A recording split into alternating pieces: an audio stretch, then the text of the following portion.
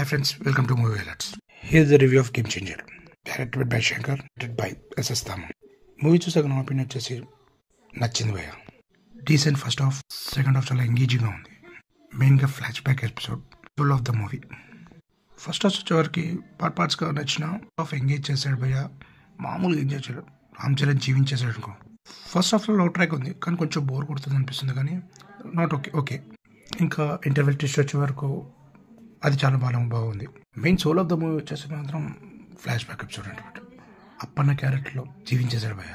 Movie క్యారెక్టర్స్లో కొంచెం మాట్లాడుకోవాలంటే Jayasurya as usually ఇరగొట్టేశాడు భయ్య. అండ్ అంజలి తనకిచ్చిన పాత్రలో తను కట్కర చేసేసి హీరోయిన్కి వచ్చేసి కెరీర్త్వాన్ని తనకంటూ ఒకటి పెట్టుకొని మూవీ అంతా నడిపిస్తుంది అనుకున్నాం, కానీ ఎక్కడో అక్కడ అవసరం లేదు అనిపిస్తూ ఉంటుంది. ఇంకా మణిగారి క్యారెక్టర్ వచ్చేసి అదొక కామెడీలో చేసేద్దాం చూసారు, కానీ అది వర్కౌట్ అవ్వలేదు నాకు అనిపించింది ఫస్ట్ ఆఫ్ ఆల్. ఎందుకంటే తను ఇంతకుముందు మనం తెరాలిలో పంచతంత్రులు చూసాం, కానీ ఇందులో కొంచెం సీరియస్ క్యారెక్టర్ ఎక్స్పెక్ట్ చేసాం కానీ చూడగానే, బట్ దాన్ని కామెడీ చేశారు.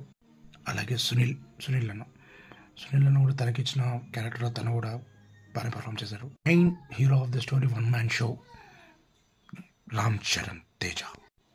నేను సీరియస్ చెప్పాలంటే ఇరగొట్టేశాడు భయ్య. అప్పన్న క్యారెక్టర్లో జీవించేశాడు అనుకో. ఇలా త్రీ టైప్ ఆఫ్ క్యారెక్టర్స్ ఉన్నాయి. మూడిట్లో ఇరగొట్టేశాడు.